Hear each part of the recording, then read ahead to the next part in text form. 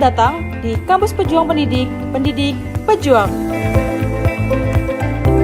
Universitas Veteran Bangun Nusantara merupakan institusi pendidikan tinggi yang memiliki motivasi untuk mencetak lulusan yang mandiri, unggul, profesional, berkarakter, dan memiliki nilai-nilai kejuangan.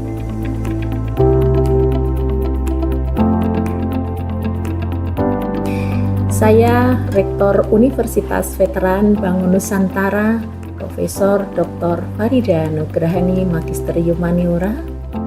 Misi Universitas Veteran Bangun Nusantara adalah terwujudnya universitas yang unggul, berkarakter, mandiri, dan memiliki nilai-nilai kejuangan.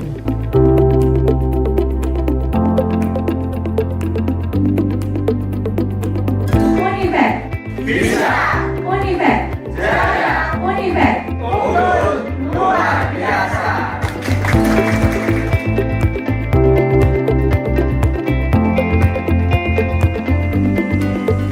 Kampus Universitas Veteran Bangun Nusantara terdiri dari 6 fakultas unggulan dan 1 program pasca, memiliki peringkat ke-97 antar perguruan tinggi se-Indonesia, dilansir melalui website EduRank.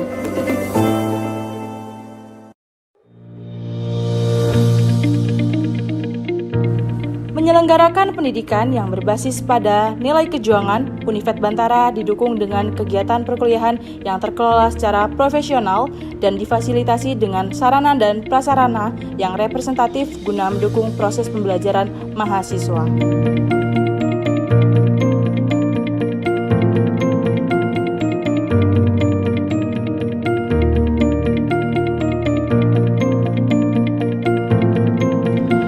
Univet Bantara secara intens melaksanakan penelitian guna menunjang pengembangan iptek dan sosial budaya, sekaligus sebagai wadah untuk memberikan kompetensi serta keahlian khusus untuk mahasiswa dalam menyongsong masa depan yang penuh dengan tantangan.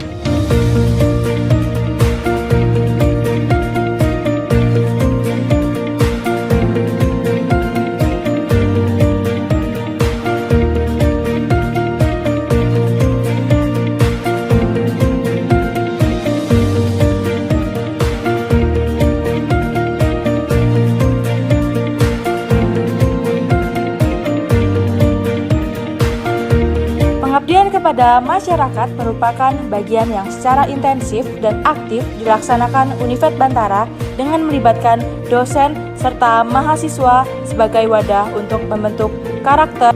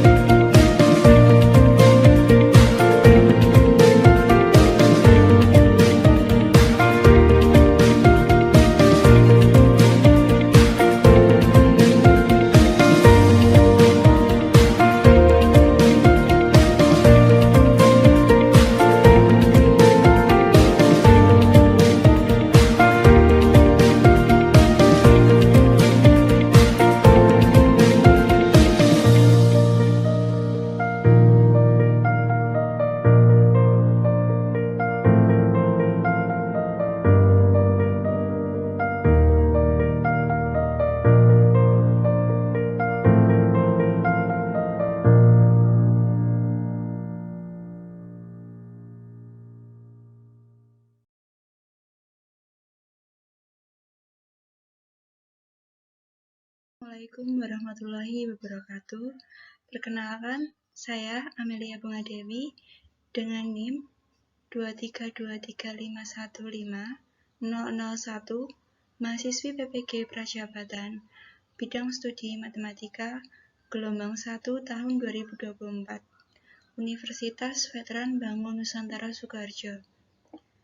Perkenankan saya di sini untuk mempresentasikan seminar pendidikan profesi guru dengan dosen pengampu Ibu Andika Ayu Wulandari, SSI MPD.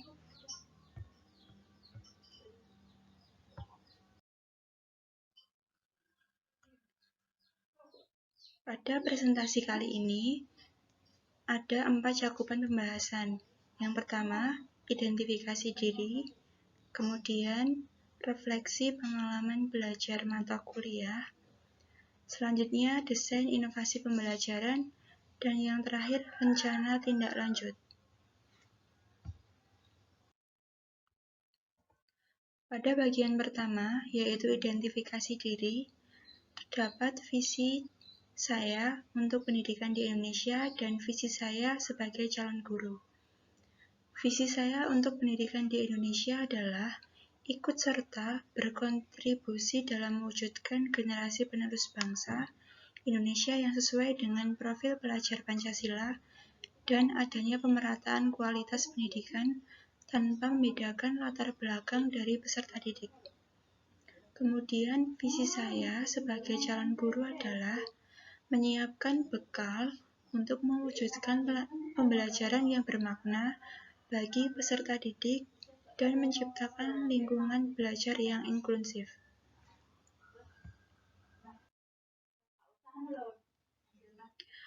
Bagian kedua adalah refleksi pengalaman belajar mata kuliah. Selama mengikuti pendidikan profesi guru, saya telah melalui dan mempelajari 13 mata kuliah pada semester 1 dan semester 2.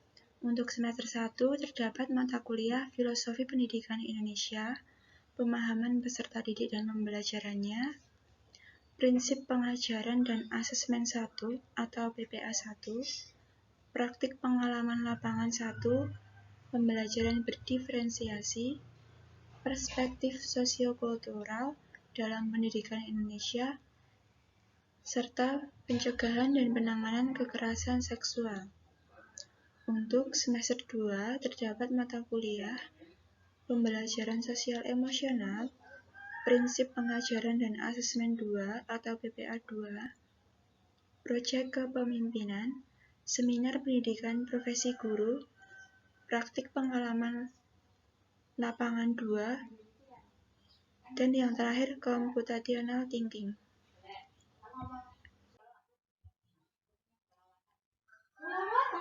Dari 13 mata kuliah tersebut, saya merefleksikan pengalaman belajar mata kuliah yang bermakna. Terdapat 2 mata kuliah, yaitu Praktik Pengalaman Lapangan atau PPL. Selama mengikuti PPL 1 dan 2, saya banyak belajar mengenal kondisi sesungguhnya di dunia pendidikan, seperti mengetahui cara pengajaran yang dilakukan oleh guru, mengenal karakteristik dan kebutuhan dari peserta didik. Kemudian, di matkul yang kedua ada Prinsip Pengajaran dan Asesmen 2 atau PPA 2. Setelah mempelajari PPA 2 ini, saya tertarik untuk menerapkan pendekatan Culturally Responsive Teaching atau CRT sebagai wujud untuk mengintegrasikan budaya di dalam pembelajaran. Dari mata kuliah yang paling bermakna tadi, saya ambil artefak juga yang bermakna. Untuk mata kuliah Praktik Pengalaman Lapangan, terdapat pada laporan hasil refleksi PPL, yang sudah mencakup seluruh kegiatan selama PPL. Kemudian, di mata kuliah Prinsip Pengajaran dan Asesmen 2 atau PPA 2, artefaknya terdapat pada ruang kolaborasi topik 3, di mana di ruang kolaborasi tersebut Kami, mahasiswa, dan rekan sejawat berkolaborasi dan saling menganalisis rancangan pembelajaran yang terindikasi pendekatan CRT, apakah sudah ada kesesuaian, kelebihannya, dan kekurangannya seperti apa. Selanjutnya, alasan pemilihan artefak yang bermakna adalah yang pertama, alasannya memiliki relevansi langsung dengan pengalaman pembelajaran yang telah dilalui ketika PPL. Kemudian, menunjang hasil refleksi saya dalam mewujudkan perubahan yang baik dalam praktik pembelajaran. Dan yang terakhir, memberikan inspirasi dalam membuat inovasi pembelajaran.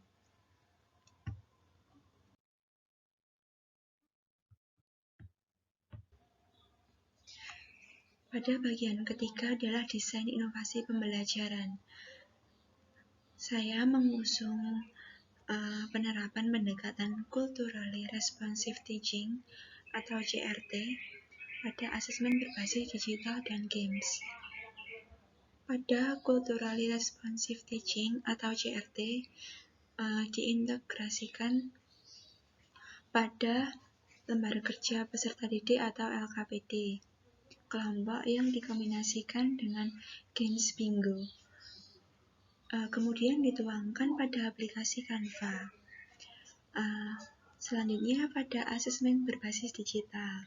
Untuk asesmen diagnostik menggunakan Wordwall dan asesmen individu menggunakan aplikasi Educandy yang berbentuk kuis.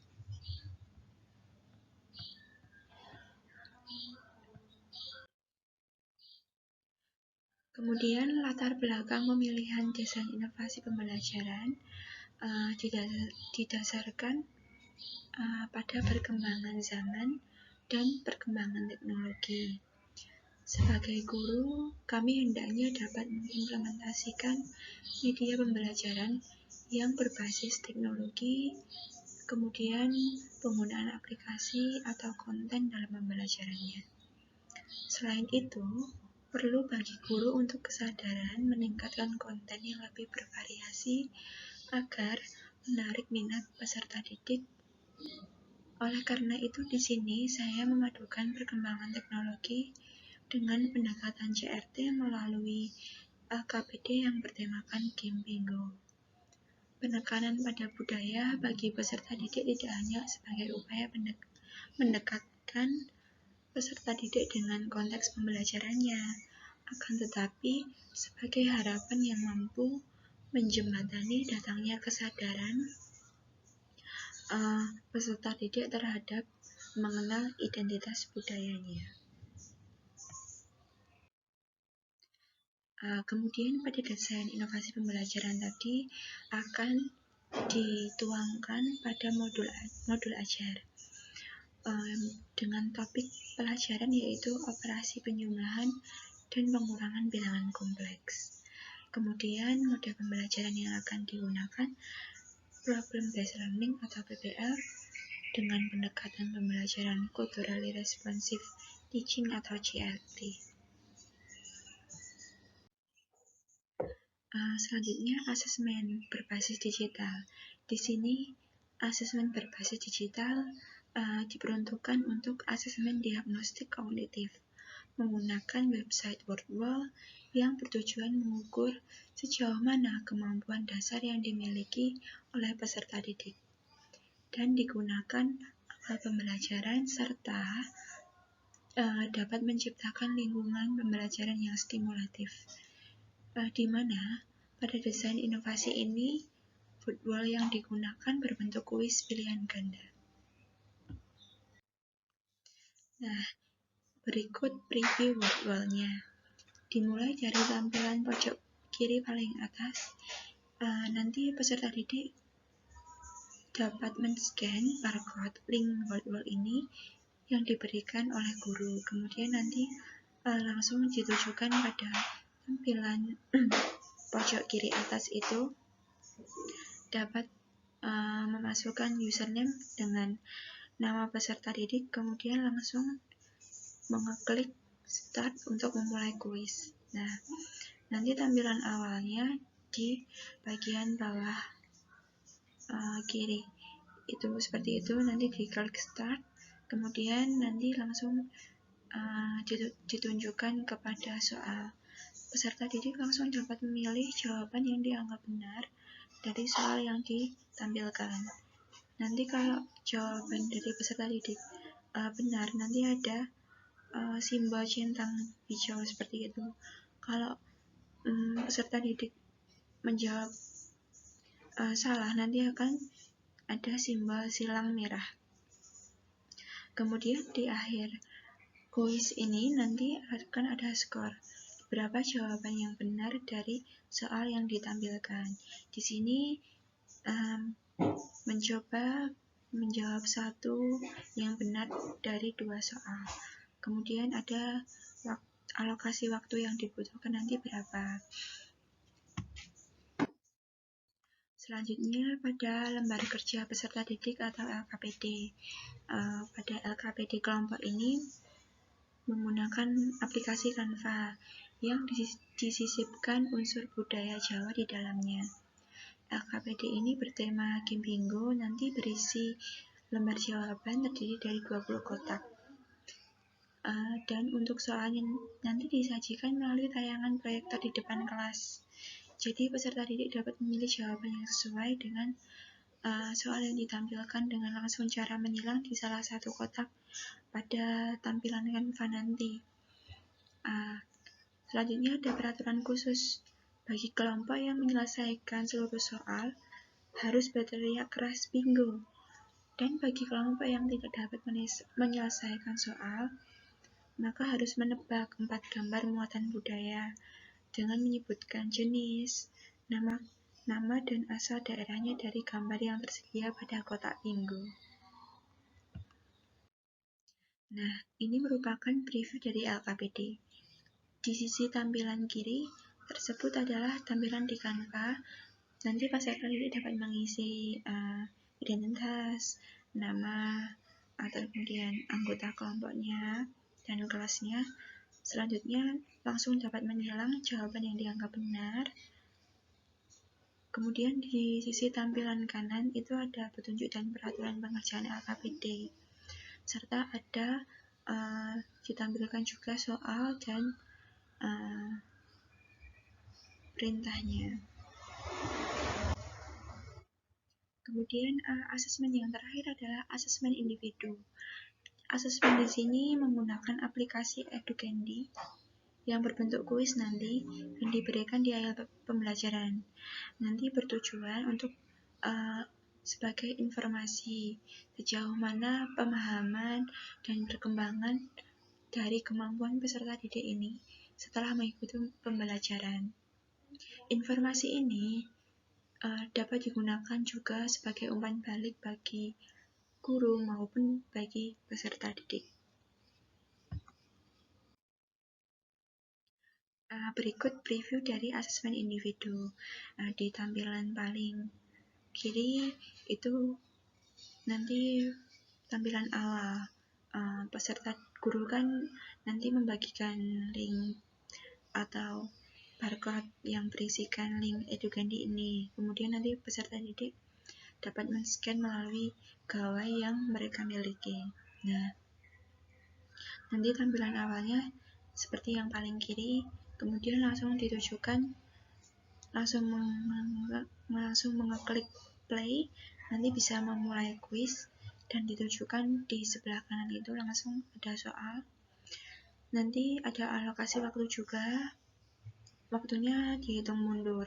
Nanti semakin cepat peserta didik menjawab, berarti skor yang didapat nanti semakin tinggi. Nanti juga ada tampilan akhir setelah mengerjakan kuis, ada beberapa skor yang telah diperoleh, begitu.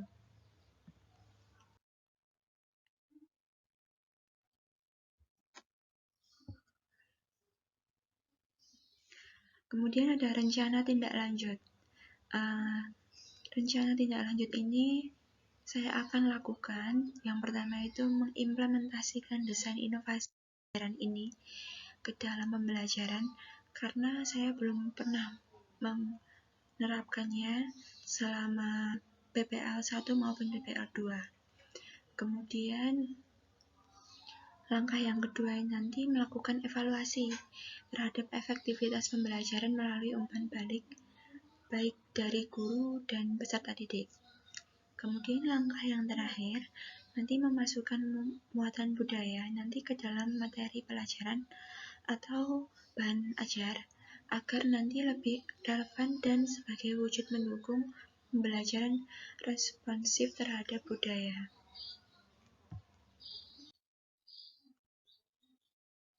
Kemudian bagian akhir dari presentasi ini adalah kesimpulan, di mana saya menyimpulkan bahwa desain inovasi pembelajaran ini sudah sesuai dengan visi saya untuk pendidikan di Indonesia dan sebagai calon guru, di mana pada desain ini guru sudah mendukung terwujudnya profil pelajar Pancasila yang terintegrasi pada lembar kerja peserta didik bertemakan Games Bingo tadi. Kemudian dengan itu dapat menjembatani datangnya kesadaran peserta didik terhadap identitas budayanya, maka mereka dapat membantu mereka dalam memahami dan menghargai keberagaman serta menghargai warisan budaya yang ada. Ini merupakan penerapan dari nilai-nilai kebinekaan global dan nilai cinta tanah air, sehingga pembelajaran dapat berjalan dan bermakna dalam keterkaitannya dengan konteks kehidupan nyata peserta didik, serta menciptakan lingkungan belajar yang inklusif untuk mencapai potensi maksimal yang dimiliki peserta didik.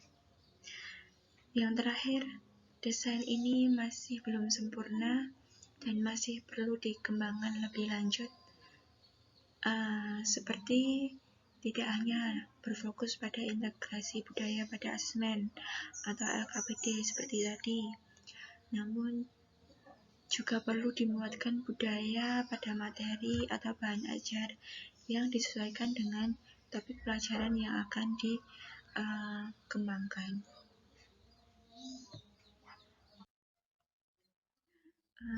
Cukup sekian presentasi seminar pendidikan profesi guru ini.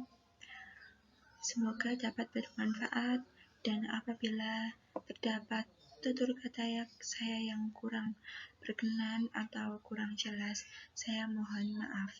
Wassalamualaikum warahmatullahi wabarakatuh.